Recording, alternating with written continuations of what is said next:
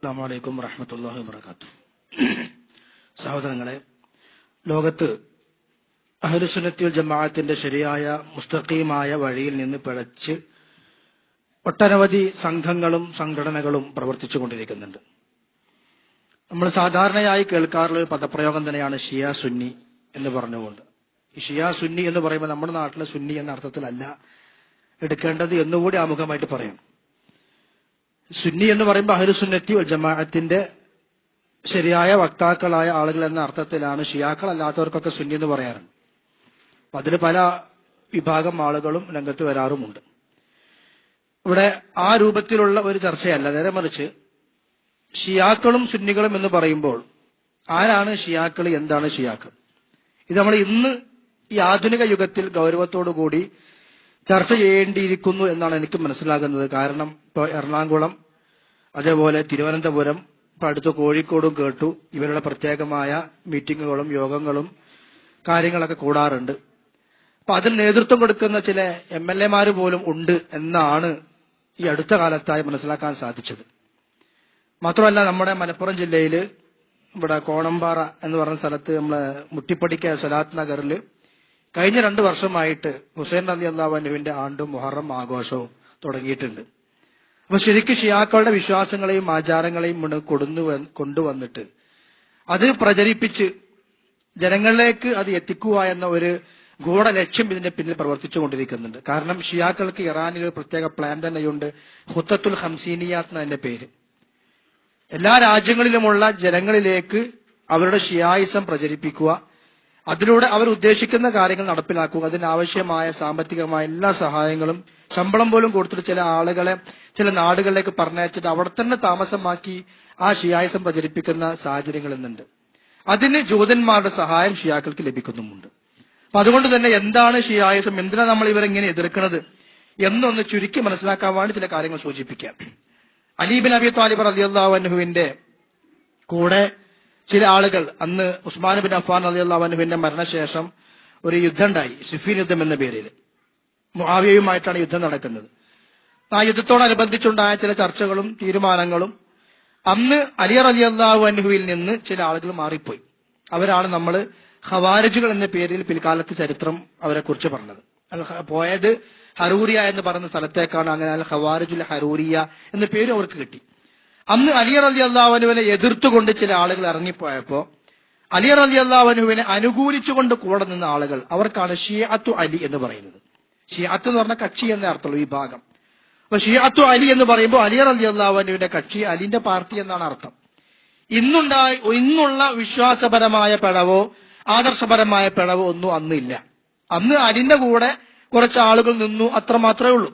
പക്ഷെ പിൽക്കാലത്ത് ഈ ആളുകൾ മുന്നോട്ട് പോയി വിശ്വാസരംഗത്തും ആദർശരംഗത്തും കർമ്മരംഗത്തും ഒരുപാട് തരത്തിലുള്ള വ്യതിയാനങ്ങൾ സംഭവിക്കാൻ തുടങ്ങി. അതിനുള്ള കാരണം ഉസ്മാൻ ബിൻ അഫ്ഫാൻ റളിയല്ലാഹു അൻഹുവിന്റെ കൊലപാതകത്തിലേക്ക് എത്തിച്ച അബ്ദുല്ലാഹ് ഇബ്നു സബ എന്ന ജൂതൻ, അവൻ തന്നെയായിരുന്നു ഇവിടെയും പ്രവർത്തിച്ചത്. നബി സല്ലല്ലാഹു അലൈഹി വസല്ലമയുടെ പേര് പറഞ്ഞിട്ട്, അഹ്ലുബൈത്തിന്റെ പേര് പറഞ്ഞുകൊണ്ട്, നബി കുടുംബത്തിന്റെ പേര് പറഞ്ഞുകൊണ്ട് ചില ആളുകളെ വൈകാരികമായി ഇളക്കി വിടുകയും അതിലൂടെ തന്റേതായ കുബുദ്ധി പ്രയോഗിക്കുകയും അങ്ങനെ ഒരു ഇസ്ലാമിന്റെ വേഷം ധരിച്ചുകൊണ്ട് മുസ്ലിങ്ങൾക്കിടയിൽ ഛിദ്രതയും ഭിന്നതയും ഉണ്ടാക്കാൻ ശ്രമിച്ച അത് അബ്ദുല്ലാഹ് ഇബ്നു സബ എന്ന് പറയുന്ന ജൂതനായിരുന്നു. അതിന്റെ ഫലമായി കൊണ്ടാണ് ഷിയായിസം എന്ന് പറയുന്ന ഒരു പ്രത്യേക വിഭാഗം തന്നെ നിലവിൽ വരുന്നത്. അവരുടെ വിശ്വാസത്തിൽ പിഴവുകൾ വരാൻ തുടങ്ങി. അതിര് കവിയൻ എല്ലാ സംഗതികളിലും ഒരു നബി സല്ലല്ലാഹു അലൈഹി വസല്ലം പഠിപ്പിച്ചൊരു മുത്തവസ്സിത്തിന്റെ മാർഗമുണ്ട്, ഒരു മധ്യമ നിലപാട്. അതിനപ്പുറം നമുക്ക് നീങ്ങാൻ പാടില്ല. അതിര് കവിയനും പാടില്ല, ഇഫ്രാത്ത് തുഫ്രീത്ത് രണ്ടും പാടില്ല. ഉലുവ് അതിര് കവിയിൽ വരാൻ പാടില്ല, കീഴ്പോട്ട് പോരാനും പാടില്ല. നബി സല്ലല്ലാഹു അലൈഹി വസല്ലം ഈ ഉമ്മത്തിൽ ആ പിഴവ് വരാതിരിക്കാൻ വേണ്ടിയിട്ടാണ് അവരെ പഠിപ്പിച്ചത്. ലാ തത്റൂനി കമാ അതറത്തുൻ നസ്വാറ ഈസാ ഇബ്നു മറിയം. ഈസാ നബിയുടെ കാര്യത്തിൽ നസ്വാറാക്കൾ അതിര് കവിഞ്ഞ പോലെ നിങ്ങൾ എന്നെ കുറിച്ച് അതിര് കവിയരുത്. ഞാൻ അള്ളാഹിന്റെ റസൂലാണ്, അള്ളാഹിന്റെ അടിമയാണ്. ഖൂലു അബ്ദുല്ലാഹി വ റസൂലു, അത് മാത്രം പറഞ്ഞാൽ മതി, ഞാൻ അള്ളാഹിന്റെ അടിമയും റസൂലുമാണ്. അപ്പൊ അതിര് കവിയൽ സമൂഹത്തെ ഏത് കാലത്തും ചുരുക്കിലേക്കും തെറ്റിലേക്കും നയിച്ചിട്ടുണ്ട് എങ്കിലും അത് ആവർത്തിക്കാതിരിക്കാൻ വേണ്ടിയാണ് നബി സല്ലല്ലാഹു അലൈഹി വസല്ലം ഉമ്മത്തിനോട് ആ കാര്യം മുന്നറിയിപ്പ് കൊടുത്തത്. പക്ഷെ ഈ സമൂഹം എന്ത് ചെയ്തു അറിയോ? അലി റളിയല്ലാഹു അൻഹുവിന്റെ കാലത്തിൽ വല്ലാത്ത അതിര് കവിയലുണ്ടായി. എന്ന് പറഞ്ഞാൽ അബ്ദുല്ലാഹ് ഇബ്നു സബ എന്ന് പറയുന്ന ആ ജൂതന്റെ പ്രവർത്തനത്തിന്റെ ഭാഗമായിക്കൊണ്ട് അവരിലുണ്ടായ ഒരു വിശ്വാസമായിരുന്നു ഖിലാഫത്തിന്റെ അർഹൻ അലിയാണ്, അബൂബക്കറും ഉമറും ഉസ്മാനും അല്ല. അങ്ങനെയാണ് അലി റളിയല്ലാഹു അൻഹുവിൽ അവർ അതിര് കവിഞ്ഞു എന്ന് പറഞ്ഞത്. അവസാനം അലി റളിയല്ലാഹു അൻഹുവിനെ മാത്രം വലിയൊരു വലിയാക്കി നിശ്ചയിച്ച് അവസാനം അലി റളിയല്ലാഹു അൻഹുവിനെ ദിവത്വം കൽപ്പിച്ചു. അലി പടച്ചവനാന്ന് പറയുന്ന അവസ്ഥയിലേക്ക് എത്തി. ചരിത്രപരമായ 2 വീക്ഷണങ്ങൾ അവിടെ ഉണ്ട്. ഇബ്നു അബ്ബാസ് അവരെ തടുത്തു എന്ന് പറയുന്ന സംഭവമുണ്ട്. അത് പിന്നെ അലി റളിയല്ലാഹു അൻഹു അദ്ദേഹത്തെ കുറിച്ച് ചില ആളുകൾ പറഞ്ഞു അലി പടച്ചവനാണ്, അള്ളയാണ്, അള്ളാഹു ആണ് എന്ന് പറയുന്നിടത്തേക്ക് എത്തി ജനങ്ങൾ. അപ്പൊ അവരെ തീയിട്ട് കൊല്ലാൻ വേണ്ടി അലി റളിയല്ലാഹു കൽപ്പന കൊടുത്തു എന്നാ. അപ്പൊ ഈ ആളുകൾ പറഞ്ഞു ഇപ്പൊ അലി അള്ളയെന്ന് ഉറപ്പായി, കാരണം തീ കൊണ്ട് ശിക്ഷിക്കുന്നവൻ അള്ളാഹു ആകുന്നു. വിശ്വാസം പഴച്ചാൽ പിന്നെ അങ്ങനെ. അപ്പൊ അങ്ങനെ അവരെ തീർത്താൻ വേണ്ടി ഇബ്നു അബ്ബാസിനെ പറഞ്ഞയച്ചതും ഇബ്നു അബ്ബാസ് അലിനോട് അവർക്ക് നടപ്പിലാക്കാൻ കൽപ്പിച്ച ശിക്ഷയിൽ നിന്ന് പിന്മാറാൻ പറഞ്ഞതും കുറച്ചാളുകളെ ശിക്ഷിച്ചതും ഒക്കെ ചരിത്രത്തിൽ വ്യത്യസ്തങ്ങളായ അഭിപ്രായങ്ങളും വ്യത്യാസങ്ങളൊക്കെ ഉണ്ട്. പറഞ്ഞു വരുന്നത് അതിര് കവിയലായിരുന്നു ഈ സമൂഹത്തിൽ ആദ്യം സംഭവിച്ച പ്രശ്നം. അത് നമ്മളിലും പാടില്ല. വ്യക്തിപരമായിട്ടുള്ള അതിര് കവിയൽ, ഒരു വ്യക്തിയെ അമിതമായി പുകഴ്ത്തുക, ഒരു വ്യക്തിയെ അമിതമായിട്ട് നമ്മൾ വെക്കേണ്ടതിന് അപ്പുറം കൊണ്ടുപോവുക, ഒരു വ്യക്തി തെറ്റ് ചെയ്താൽ തെറ്റല്ല എന്ന് ന്യായീകരിക്കുക, അതൊന്നും ഒരു മുസ്ലിമിനെ സംബന്ധിച്ചിടത്തോളം ഒരിക്കലും പാടില്ലാത്ത കാര്യമാണ്. അത് വലിയ ദുരന്തങ്ങളിലേക്കാണ് പിന്നെ ചെന്നെത്തുക. അങ്ങനെ ഈ സമൂഹം പിന്നീട് പഴച്ച് വിശ്വാസ രംഗത്തും ആദർശ രംഗത്തും ഇപ്പൊ തൗഹീദിന്റെ വിഷയത്തിൽ തന്നെ അള്ളാഹു അല്ലാത്ത അമ്പിയാക്കളോടും ഔലിയാക്കളോടും ഇട തേടണം എന്നാണ്. അങ്ങനെ ഇട തേടാൻ വേണ്ടി ഇവരെ ഏറ്റവും പ്രധാനമായി പറയുന്നത് ഇവരുടെ ഇമാമുമാരുടെ പേര് പറഞ്ഞിട്ട് പ്രാർത്ഥിക്കണം എന്നാ. ഷിയായിസത്തിന്റെ നിലനിൽപ്പ് തന്നെ, ഷിയായിസത്തിന്റെ അടിസ്ഥാനം തന്നെ 12 ഇമാമുമാരാണ്. അതുകൊണ്ടാണ് ഇവർക്ക് അൽ ഇമാമിയ എന്ന് പറഞ്ഞത്. അൽ ഇമാമിയ അൽ ഇസ്ന അശ്രിയ 12 ഇമാമുമാരാണ്. അതേപോലെ തന്നെ ഇവർക്ക് പിന്നെ എന്താ പറയാ ഫാത്തുമിയാക്കൾ എന്ന് പറയാറുണ്ട്. കാരണം തുടക്കം അവിടെ മുതലാണ്. അങ്ങനെ വ്യത്യസ്തങ്ങളായ പേര് റവാഫിദ എന്ന് പറയാറുണ്ട്. ഏറ്റവും കടുപ്പം കൂടിയ ആളുകൾ ഷിയാക്കളിൽ റവാഫിദകളാണ്. കാരണം പലരും വിശ്വാസങ്ങളിലും ആശയത്തിലൊക്കെ അല്പസ്വല്പം വീക്ഷണ വ്യത്യാസങ്ങൾ ഉണ്ടെങ്കിലും ഏതാണ്ട് ആശയമൊക്കെ ഒന്നു തന്നെയാണ്. അതിൽ തീവ്രത കൂടിയ ആളുകളാണ് റവാഫിദ എന്ന് പറയുന്ന ആളുകൾ. റാഫിദാക്കൾ എന്ന് പറയാറുണ്ട്, ഇമാമിയ എന്ന് പറയാറുണ്ട്, ഇസ്നാശരിയ എന്ന് പറയാറുണ്ട്, ഷിയാക്കളും എന്നും പറയാറുണ്ട്. ഷിയാത്തു അലി എന്ന് പറഞ്ഞ പേരിൽ തുടങ്ങിയതാം, പക്ഷെ പിൻകാലത്ത് അത് ഷിയ എന്ന് പറയുന്ന ഒരു തരത്തിലേക്ക് മാത്രം എത്തിച്ചു. അപ്പൊ അള്ളാഹു അല്ലാത്തവരോട് പ്രാർത്ഥിക്കാം, അള്ളാഹുവിലേക്ക് ഔലിയാക്കളിലൂടെ ഇട തേടാം. ആ ഔലിയാക്കന്മാര് ആരായിരിക്കണം? ഇവർ പറയുന്ന ഈ 12 ഇമാമുമാര്. അലി റളിയല്ലാഹു അൻഹു, അതിനുശേഷം മകൻ ഹസൻ, അതേപോലെ ഹുസൈൻ, അവരുടെ മക്കളായ ജൈനുൽ ആബിദീൻ, അവർക്ക് ശേഷം വന്ന ഹസൻ, അങ്ങനെ ജാഫർ, സാദിഖ്, ഇങ്ങനെ വരുന്ന കുറെ 12 ആളുകൾ. ഏറ്റവും അവസാനം വരുന്ന ആളാണ് മുഹമ്മദുൽ മഹ്ദി, 12ാമത്തെ ആള്. ഈ മുഹമ്മദുൽ മഹ്ദി തന്റെ 4ാമത്തെ വയസ്സിൽ പിന്നെ എന്താ പറയാ സുറമൻറ എന്ന് പറയുന്ന സ്ഥലത്ത് വെച്ചിട്ട് സർദാബ് ഈ പിന്നെ എന്താ പറയാ മേഘക്കൂടയിൽ മറഞ്ഞു എന്നാണ് അവരുടെ വിശ്വാസമാണത്. മേഘക്കൂടയിൽ മറയുകയും ഇനി ഖിയാമത്ത് നാളാകുമ്പോൾ ഈ മഹദി തിരിച്ചു വരികയും ചെയ്യും. അതിനാണ് അൽ മഹദി അൽ മുൻതദർ എന്ന് പേര് പറയുന്നത്. ഇങ്ങനെ സംഗതി തന്നെ അല്ല എന്നാണ്. ഈ മഹദിയുടെ വരവ് ഇവരുടെ വിശ്വാസത്തിന്റെ അടിസ്ഥാനമാണ്. എന്തേ കാരണം? ഈ മഹദിന്റെ കയ്യിലാണ് യഥാർത്ഥ മുസാഫ് ഉള്ളത് എന്നാ ശേഖരുടെ വിശ്വാസം. ഇത് നമ്മുടെ കയ്യിലുള്ള ഖുർആൻ എന്തല്ല, യഥാർത്ഥ ഖുർആൻ അല്ല. ആ ഖുർആനിൽ നിന്ന് ഒരുപാട് ആയത്തുകൾ നവാസിബകൾ എടുത്തു മാറ്റിയിട്ടുണ്ട്. നവാസിബ എന്ന് പറഞ്ഞ അവർ പറയുന്നത് അഹ്ലുസുന്നത്തി വൽ ജമാഅത്തിനെയാണ്. ഖുർആനിലെ കുറെ ആയത്തുകൾ നമ്മൾ തിരുമറി ചെയ്തിട്ടുണ്ട്, കുറെ ആയത്തുകൾ ഒഴിവാക്കിയിട്ടുണ്ട്. എന്നിട്ട് ഇവർ ക്രോഡീകരിച്ചിട്ടുണ്ട് യഥാർത്ഥ ഖുർആന്റെ ശരിയായ ആയത്തുകൾ എന്താന്നൊക്കെ പറഞ്ഞിട്ട്. ഉദാഹരണമായിട്ട് ഇന്ന അലൈന ജംഅഹു വ ഖുർആൻ എന്നുള്ള ആയത്തുള്ള ഖുർആനില് അതിന് അവര് പറയാ ഇന്ന അലിയൻ ജമാഅഹു വ ഖുർആന എന്നാണ്. അലി ഒരുമിച്ച് കൂട്ടിയതാണ്. അപ്പൊ ഇന്ന അലൈന എന്നുള്ള നമ്മൾ കൊടുത്തതാണെന്നാണ് അവരുടെ വാദം. ഇന്ന് ഷിയാക്കള് നിലവിലുള്ള ഖുർആൻ അംഗീകരിക്കുന്നില്ല. നിലവിലുള്ള ഖുർആനിൽ നിന്ന് എടുത്തു മാറ്റപ്പെട്ട ഒരുപാട് ആയത്തുകളുണ്ട് എന്ന് പറഞ്ഞിട്ട് അവർ പറയുന്ന പല ആയത്തുകൾ. ഒരു ആയത്ത് കേട്ടോളൂ നിങ്ങൾ. യാ അയ്യുഹല്ലദീന ആമനൂ ആമിനൂ ബിന്നബിയ്യി വൽ വലിയ്യി അല്ലദീന ബഅത്നാഹുമാ യഹ്ദിയാനികും ഇലാ സിറാത്തിൻ മുസ്തഖീം നബിയ്യിൻ വ വലിയ്യിൻ ബഅദുഹാ മിൻ ബഅദ് വഅനൽ അലീമുൽ ഖബീർ ഇന്നല്ലദീന യൂഫൂന ബിഅഹദില്ലാഹി ലഹും ജന്നാത്തുൻ നഈം വല്ലദീന ഇദാ തുലിയത് അലൈഹിം ആയാതുനാ കാനൂ ബിആയാതിനാ മുകദ്ദിബീൻ ഫഇന്ന ലഹും ഫീ ജഹന്നമ മഖാമൻ അളീമാ ഇദാ നൂദിയ ലഹും യൗമൽ ഖിയാമത്തി അയ്നൽ ളാലിമൂനൽ മുകദ്ദിബൂന ലിൽ മുർസലീൻ മാ ഖലഫഹുമുൽ മുർസലീന ഇല്ലാ ബിൽ ഹഖ് വമാ കാന അല്ലാഹു ലിയുദ്ഹിറഹും ഇലാ അജ്രിൻ ഖരീബ് സബ്ബിഹ് ബിഹംദി റബ്ബിക വഅലിയ്യും മിനശ് ഷാഹിദീൻ. ഇങ്ങനെ ആയത്ത് ഖുർആനിൽ ഉണ്ടായിരുന്നുനാ. ഇപ്പൊ ചോദിക്കാണത് അവിടെ. അപ്പൊ അവർ നമ്മോട് ചോദിക്കുക ആ ആയത്ത് ഇപ്പൊ എവിടെ? അഹ്ലുസുന്നത്തിന്റെ ആളുകൾ എടുത്തു മാറ്റി എന്ന് അവർ പറയുന്നത്. അപ്പൊ ശരിയായ മുസ്ഹഫ് ഉണ്ട്, എന്നാ മുസ്ഹഫ് എവിടെ കൊണ്ടുപോവാ എന്ന് നമ്മൾ ചോദിക്കുമ്പോ, സുന്നത്ത് ജമാഅത്തിന്റെ ആളുകൾ ചോദിക്കുമ്പോ അവർ ആഗോള തലത്തിൽ പറയുന്ന മറുപടിയാണ് എന്ത്? അത് വരാനിരിക്കുന്ന മഹദിന്റെ കയ്യിലുണ്ട്. അപ്പൊ മഹദി വന്നേ പറ്റൂ. അതുകൊണ്ട് ആ മഹദിയിലുള്ള ഒരു വിശ്വാസം പല കാരണങ്ങളുണ്ട്. അടിസ്ഥാനപരമായ കാര്യം ഏതാണ്? ആ മഹദി വന്നാലേ ഒറിജിനൽ മുസ്ഹഫ് ഇവിടെ വരൂ. ആ ഒറിജിനൽ മുസ്ഹഫ് വന്നാലേ ഖിയാമത്ത് നാളിന്റെ മുമ്പ് ശരിയായ മതം ഇവിടെ നടപ്പിലാവൂ. ഇപ്പൊ എന്തില്ല? ശരിയായ ഇസ്ലാം ദീനില്ല. അതുകൊണ്ട് അവർ നിങ്ങളപ്പം കൂടൂല്ല. കാരണം നിങ്ങൾ ഖുർആനിലെ പകുതിയായിട്ട് നടക്കുന്നത്, പകുതി ഇപ്പൊ ഇല്ല. ആ മഹദിയുടെ കയ്യിലുള്ള മുസ്ഹഫിന്റെ പേരാണ് ഫാത്തിമി മുസ്ഹഫ്. ഇന്ന് അവർ എഴുതി വെച്ചു, അത് അവർ അംഗീകരിക്കുന്ന കാര്യമാണ്. പക്ഷേ അങ്ങനെയൊക്കെ ആണെങ്കിലും ഇതാണ് വലിയ ദീൻ എന്ന് പറഞ്ഞിട്ട് അതിനുവേണ്ടി മുദ്രാവാക്യം വിളിക്കുന്ന വേറെ ചില ആൾക്കാർ നമ്മുടെ നാട്ടിലുണ്ട്, തനിക്ക് ഷിയാക്കൾക്ക് വേണ്ടിയിട്ട്. ഞാൻ പറഞ്ഞു വരുന്നത്, ഖുർആനിന്റെ വിഷയത്തിൽ വളരെയധികം പിഴച്ചുപോയ ഒരു വിഭാഗമാണ് ഇവര്. ഖുർആൻ ദുർവ്യാഖ്യാനിക്കുക, ഖുർആനിലെ ആയത്തുകൾ എടുത്തു മാറ്റുക, ഖുർആനിലെ ആയത്തുകൾ പുതിയ ചേർക്കാണ്ടെന്ന് അഭിപ്രായം പറയാ, എന്നിട്ട് നിലവിലുള്ള ഖുർആനിനെ അംഗീകരിക്കാതിരിക്കുക. ഹദീസുകളിലൂടെ സ്ഥിരപ്പെട്ടു വന്ന മുതവാത്തിറായ നിലക്ക് ഖുർആനിന്റെ ആ പരമ്പര നമുക്ക് ലഭിച്ചിട്ടുണ്ട്. അതുകൊണ്ട് ആ ഖുർആൻ തന്നെയാണ് ശരി. അപ്പൊ ഖുർആന്റെ വിഷയത്തിൽ അവർക്ക് പഴച്ചു. എന്നു മാത്രമല്ല, ഷിയാക്കൾ ഒരു വിഭാഗം പറഞ്ഞതെന്നറിയോ? ശരിക്കും പ്രവാചകൻ ആകേണ്ടത് മുഹമ്മദ് നബി അല്ല, അലി ആയിരുന്നു എന്നാ. അത് ജിബ്രീൽ തെറ്റിപ്പോയതാണെന്നാ.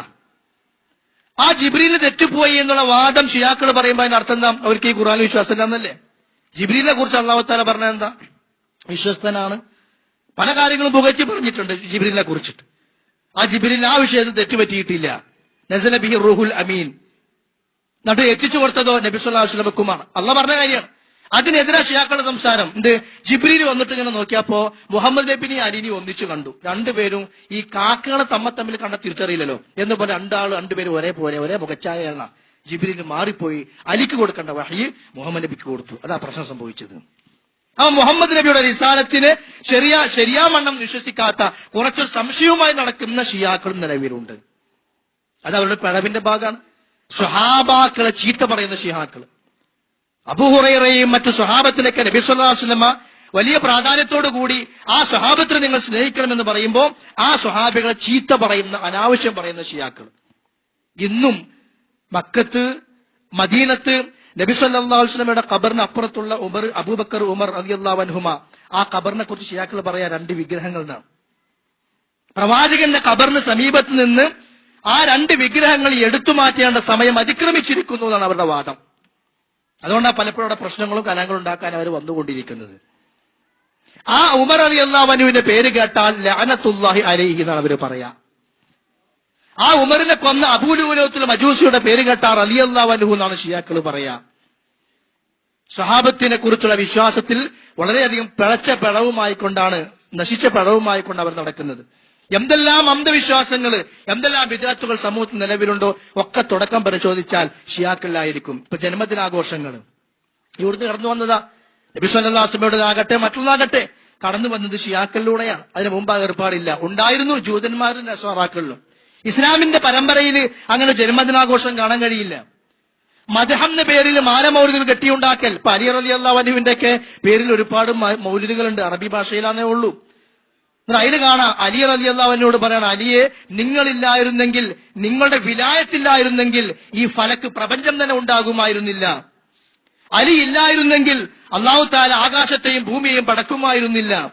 അങ്ങനെ പറഞ്ഞിട്ട് അലി എങ്ങനെ പുകറ്റി പറയുന്നുണ്ട്. നമ്മുടെ നാടുകളിൽ നമ്മുടെ ആളുകൾ ഓതിക്കൊണ്ടിരിക്കുന്ന മാല കിതാബിലും മൗലിദ് കിതാബിലും തന്നെയുള്ളത്. പ്രവാചകരെ നിങ്ങളില്ലായിരുന്നെങ്കിൽ ആകാശഭൂമികൾ അല്ലാഹു തആല സൃഷ്ടിക്കുമായിരുന്നില്ല. അവരെ അലി എന്ന് പറയും, ഇവിടെ മുഹമ്മദ് നബി എന്ന് പറയും. പല വിഷയങ്ങളിലും ഈ താരതമ്യം നമുക്ക് കാണാനും സാധിക്കും. ആശയരംഗത്ത് അവിടുന്ന് പലതും ഇട്ട് വന്നിട്ടുണ്ട്. ഈ മങ്കൂസ് മൗലിദും ഷറഫൽ അനാമിലും തറഫൽ ആലമിലും ഒക്കെ കാണാം മുഹമ്മദ് നബിന്റെ പ്രകാശത്തെ കുറിച്ച് പറയുന്ന കഥ. 2000 കൊല്ലം മുമ്പ്, 4000 കൊല്ലം മുമ്പ്, 70,000 കൊല്ലം മുമ്പ്, 1,00,000 കൊല്ലം മുമ്പ് എന്നൊക്കെ. അതിന്റെ അടിസ്ഥാനം പരിശോധിച്ചാൽ ഷിയാക്കൾക്കൊരു വിശ്വാസമുണ്ട്, ഇമാമുമാരുടെ പ്രകാശം അല്ലാഹു തആല ആദ്യം പടച്ചിട്ടുണ്ട് നാം. അപ്പൊ അവർ ഇമാമികളെ കുറിച്ച് പറയും, ഇവര് മൗലൂദ് ആരെ കുറിച്ച് എഴുതിയോ അതിന് അയാളെ കുറിച്ച് പറയും. അപ്പൊ ആ വിശ്വാസം തന്നെയാണ് മാലമൗലൂദുകൾ ഇന്നിവിടെ നടന്നുകൊണ്ടിരിക്കുന്നത്. അപ്പൊ അല്ലാഹു അല്ലാത്തവരുള്ള പ്രാർത്ഥന, മരിച്ചുപോയ ഔലിയാക്കന്മാരെ കൊണ്ടുള്ള ഇടതേട്ടം, അതേപോലെ തന്നെ ഖബർ കെട്ടിപ്പൊക്കണം. അലി റളിയല്ലാഹുവിന്റെ പേരിൽ ഖബർ 2 സ്ഥലത്തുണ്ട്. ഹുസൈൻ റളിയല്ലാഹുവിന്റെ പേര് ഖബർ പല സ്ഥലത്തുണ്ട്. ഒരാൾക്ക് പല ഖബറുകൾ നമ്മുടെ നാട്ടിലുണ്ടല്ലോ. ഒരേ വ്യക്തിയുടെ പേരിൽ 2-3 ഖബറുകൾ. എന്നാൽ ആ ഖബറിങ്ങ ചെല്ലുമ്പോ പാലിക്കേണ്ടുന്ന ചര്യകളും സുന്നത്തുകളും പഠിപ്പിക്കുന്നുണ്ട്. നീ ഖബറിങ്ങ ചെന്നാൽ നിന്റെ നീ ഖബറിനോട് ഇങ്ങനെ ശ്രദ്ധിച്ചാ ഖബറിലേക്ക് നോക്കണം. എന്നിട്ട് നിന്ന് വിളിച്ചു പറഞ്ഞു, യാ അബാ അബ്ദല്ലാ ഇന്നി അതൈതുക മുസ്തജീറ, ഞാൻ നിങ്ങളുടെ അഭയം തേടിക്കൊണ്ട് ഞാനിതാ വന്നിരിക്കുന്നു. ഇത് നീ പറയണമെന്നാ. എന്നിട്ട് അവിടെ നിന്ന് പ്രാർത്ഥിക്കണം എന്നാണ്. ആരോട്? ഖബറാളിയോട്. അതന്നെയല്ലേ നഫീസത്ത് മൗലിദിലുള്ളത്? അതന്നെയല്ലേ ഓമാൻ ശുഹദാക്കളുടെ പേര് എഴുതിണ്ടാക്കിയ മാലയിലുള്ളത്? അയാ ശുഹദാ ഇന്നാ ഖദ് ഖസദിന ഇലൈക്കും ലിൽഇജാബ് ലിൽഇഗാസതി സായിലീന അഗീസൂനാ ഇദസ്തബ്ദത അലൈനാ ഖറായിബു ലൈസ ഫീനാ മയ്യഖീന. ഞങ്ങളെ സഹായിക്കാൻ ആരുമില്ലാത്ത വിധത്തിലും വലിയ പ്രയാസങ്ങൾ വരുമ്പോ ശൈഖ് അവറുകളെ ഞങ്ങളെ സഹായിക്കണമെന്നുണ്ട് ഓമാൻ ശുഹദാക്കളോട് പ്രാർത്ഥിക്കുക. മറ്റിടത്തോ അലി റളിയല്ലാഹു വിളിക്കുക, ഹുസൈൻ റളിയല്ലാഹു വിളിക്കുകയാണ്, യാ അലി യാ ഹുസൈൻ. ഇതൊക്കെ കാണാൻ സാധിക്കും. എന്ന് പറഞ്ഞാൽ ഖബർ വ്യവസായവും ഖബർ കെട്ടിപ്പൊക്കലും അവിടെയുള്ള തവാഫും അവിടെയുള്ള ആരാധനകളും ജൂതന്മാരിലൂടെ കടന്നു വന്ന് ഷിയാക്കളിലൂടെ വന്ന് നമ്മുടെ നാട്ടിലൂടെ എത്തിച്ചേർന്നിട്ടുണ്ട്. ഷിയായിസ് തന്നെയാണ് നടന്നുകൊണ്ടിരിക്കുന്നത്. അത് ആ പേരിൽ ഇവിടെ പ്രവർത്തികളില്ല എന്ന് മാത്രം, പക്ഷെ ആ പേരിലും വരാൻ തുടങ്ങിയിട്ടുണ്ട് അടുത്ത കാലത്തായിക്കൊണ്ട്. അപ്പൊ ഖബർ വ്യവസായവും ഖബർ ആരാധനയും ജന്മദിനാഘോഷങ്ങളും നഹ്സ് പോക്കല്, ദിവസങ്ങൾക്ക് നഹ്സ് നിശ്ചയിക്കുക, സമയങ്ങൾക്ക് നിശ്ചയിക്കല്. അതാണ് കർബലയിൽ ഹുസൈൻ അള്ളാഹു കൊല്ലപ്പെട്ടതിന്റെ പേരിൽ ആ ദിവസത്തെ ഒരു ശകുനമായി കണ്ടു. അങ്ങനെ അവരുടെ നേതാക്കന്മാർ കൊല്ലപ്പെടുന്നതും മരണപ്പെടുന്നതും ഒക്കെ ശകുനത്തിന്റെ ദിവസമാക്കി മാറ്റി. നമ്മുടെ നാടുകൾ കലണ്ടർ എടുത്ത് നോക്കി എത്ര നഹ്സ. റബീഉൽ അവ്വലിൽ നഹ്സ്, റമദാനിൽ നഹ്സ്, ദുൽഹജ്ജ് മാസത്തിൽ ആദ്യത്തെ 10 ദിവസങ്ങളിൽ നഹ്സ് ഉണ്ട്. പല സ്ഥലങ്ങളിൽ ഇറങ്ങിയ കലണ്ടറുകളിലൊക്കെ റമദാനിൽ നഹ്സ് ഉണ്ട്. ഈ നഹ്സിന്റെ വിശ്വാസം ജിഹാദിലൂടെ കടന്നു വന്നതാണ്. ഇങ്ങനെ ഏത് മേഖല പരിശോധിച്ച് നോക്കിയാലും ഖുർആനുമായി ബന്ധപ്പെട്ടുകൊണ്ടാകട്ടെ, സ്വഹാബികളുമായി ബന്ധപ്പെട്ടുകൊണ്ടുള്ള വിശ്വാസവുമായി ബന്ധപ്പെട്ടാകട്ടെ, അതേപോലെ തന്നെ ആളുകളെ പുകഴ്ത്തലും, അങ്ങനെ ഏത് മേഖലയിൽ നോക്കിയാലും ഷിയാക്കളുടെ വിശ്വാസത്തിൽ അതീവമായ ഗൗരവമേറിയ ഇസ്ലാമുമായി യാതൊരു ബന്ധവും ഇല്ലാത്ത കാര്യങ്ങൾ കാണാൻ സാധിക്കും. ഇപ്പൊ ബാങ്കിനെ കണ്ടില്ല, നിങ്ങൾ കേട്ട ആളുകൾ ഉണ്ടാവും. അഷ്ഹദു അല്ലാ ഇലാഹ ഇല്ലല്ലാഹ്, പിന്നെ ബാങ്കിൽ അഷ്ഹദു അന്ന മുഹമ്മദ് റസൂലുള്ളാഹ് എന്ന് കഴിഞ്ഞാൽ പിന്നെ അഷ്ഹദു അന്ന അലിയൻ വലിയല്ലാഹ് എന്ന് നബി സ്വല്ലല്ലാഹു അലൈഹി വസല്ലം പഠിപ്പിച്ചു തന്നിട്ടില്ല. അതോ അഷ്ഹദു അന്ന മുഹമ്മദ് റസൂലുള്ളാഹ് എന്ന് പറഞ്ഞാൽ ബാങ്ക് കൊടുക്കുന്ന മുഅദ്ദിന് ബാങ്ക് നിർത്തിയിട്ട് പിന്നെ ചൊല്ലും സല്ലല്ലാഹു അലൈഹി വആലിഹി എന്ന് പ്രാർത്ഥിക്കും. വസ്വഹബിഹി എന്ന് പറയില്ല. അഹ്ലു സുന്നത്തുൽ ജമാഅത്തിന്റെ അഖീദയാണ് വഅലാ ആലിഹി എന്ന് പറഞ്ഞാൽ വസ്വഹാബിഹി എന്നും കൂടി പറയണം. കാരണം സുന്നത്തെ മാത്രം വിശ്വാസമാണ് സ്വഹാബത്തിന് വേണ്ടി ആ നിലക്കുള്ള പ്രാർത്ഥനയും ആ നിലക്കുള്ള വിശ്വാസം അവരെ കുറിച്ച്. പക്ഷെ ഇവർ സ്വഹാബി എന്ന് പറയില്ല, വസ്വഹബി എന്ന് പറയില്ല, വഅലാ ആലിഹി ആലിഹി അവിടെ നിർത്തും. നബി കുടുംബത്തിന്റെ പേരിൽ മാത്രം. അത് ആ ജൂത ഉണ്ടാക്കി കൊടുത്ത വിശ്വാസമാണ്. പ്രവാചകന്റെ പേര് പറഞ്ഞിട്ട് അവരുടെ അറിവില്ലായ്മയെ അന്ന് ചൂഷണം ചെയ്തതാ. പക്ഷെ അത് വ്യാപകമായ വിശ്വാസ മേഖലയിലേക്ക് പ്രചരിച്ചു. അപ്പൊ കർമ്മരംഗത്തും ഏത് രംഗത്ത് പരിശോധിച്ചേക്കാലും ഒരു മുസ്ലിമിന്റെ നിസ്കാരമല്ല അവർക്കുള്ളത്. ജമ്മും കസൂർ എപ്പോഴും ആകാനാ. എന്നും നിങ്ങൾ യാത്ര പോകണമെന്നില്ല, എന്നും ജമ്മും കസൂർ തന്നെയാ. അപ്പൊ ഒരു 3 നേരൊക്കെ നിസ്കാരം ഉണ്ടാവുള്ളൂ. ദുഹൂറും അസുറും ഒന്നിച്ചിട്ട് ജുമുഅ വേണ്ടവർ നിസ്കരിച്ചാൽ മതി, സൗകര്യമാണ്. അപ്പൊ ആ നിലക്ക് കർമ്മരംഗത്ത് ഇത് വലിയൊരു വിശാലമായ വിഷയം. അപ്പൊ കർമ്മരംഗത്ത് പഴച്ചു, ആദർശ രംഗത്ത് പഴച്ചു, വിശ്വാസ രംഗത്ത് പഴച്ചു. ഇതേപോലെ തീവ്രവാദ ചിന്താഗതിയും കടന്നു വരുന്നത് പലപ്പോഴും ഷിയാക്കളിലൂടെ. നമ്മളിവിടെ ഇസ്ലാമിന്റെ ആളുകളാണ്, ജിഹാദിന്റെ ആളുകളാണെന്നൊക്കെ പറഞ്ഞിട്ട് സിറിയും ഷാമൊക്കെ പറയാറുണ്ടല്ലോ. ഹൗത്തികൾ കഴിഞ്ഞ ഈ അടുത്ത കാലത്ത് മദീനത്ത് പിന്നെ അക്രമവും പ്രശ്നങ്ങളൊക്കെ ഉണ്ടായല്ലോ. ആരുടെ ഭാഗത്തുനിന്ന് വന്നത്? ഹൗത്തികളുടെ ഭാഗത്തുനിന്ന്. ആരാ നിയന്ത്രിക്കുന്നത് ഇതിനെ? ഷിയാക്കളാ. അപ്പൊ വിശ്വാസ മേഖലകളിലും ഒപ്പം തീവ്രവാദ ചിന്താഗതിയും മുസ്ലിം സമൂഹത്തിനെതിരെയുള്ള, കാരണം നമ്മളിവിടെ ഡോക്യുമെന്റ് തയ്യാറാക്കി അതിന്റെ കാതൽ അതാണ്. ഇസ്ലാം മുന്നോട്ട് വെക്കുന്ന ആശയം ആർക്കെല്ലാം ജീവിതത്തിന് ഭൗതികോപാധികൾക്ക് തടസ്സമാകുമോ അവരെല്ലാം ഇസ്ലാമിന്റെ ആശയങ്ങൾക്കെതിരെ രംഗത്ത് വന്നിട്ടുണ്ട്. അതിൽ ജൂതന്മാരുണ്ട്, അതിൽ നസ്വാറാക്കളുണ്ട്, അതിൽ ശിർക്കിന്റെ ആളുകളുണ്ട്, അതിൽ കച്ചവടക്കാരുണ്ട്, അതിൽ ഷിയാക്കളുണ്ട്, എല്ലാവരും ഉണ്ട്. കാരണം ഇസ്ലാം മുന്നോട്ട് വെക്കുന്ന ആദർശം അത് ജനങ്ങളെ ശരിയായ റൂട്ടിൽ പിടിച്ചു നിർത്തി ദൈവവുമായി അള്ളാഹുമായി ബന്ധപ്പെടുത്തുന്ന മതമാണ്. അത് ഒരു വിശ്വാസിയുടെ മനസ്സിൽ ഉറച്ചു കഴിഞ്ഞാൽ അവനെ ഭൗതികമായി ചൂഷണം ചെയ്യാൻ ഒരു മതവിഭാഗത്തിനും കഴിയൂല, ഒരു ഭൗതിക പ്രസ്ഥാനങ്ങൾക്കും സാധിക്കൂല. അപ്പൊ ജനങ്ങളെ ചൂഷണം ചെയ്യാൻ എന്ത് ചെയ്യണം? അവരെ മറ്റുള്ള വഴിയിലേക്ക് തിരിച്ചുവിട്ട്, അല്ലെങ്കിൽ ഇസ്ലാമിന്റെ പേരിൽ ചീത്തപ്പേരുണ്ടാക്കി, അല്ലെങ്കിൽ ഇസ്ലാമിനെതിരെ തീവ്രവാദം ആരോപിച്ച് സ്വന്തം തീവ്രവാദങ്ങളുമായിട്ട് വന്ന് ഇസ്ലാമിനെ തകർക്കുക.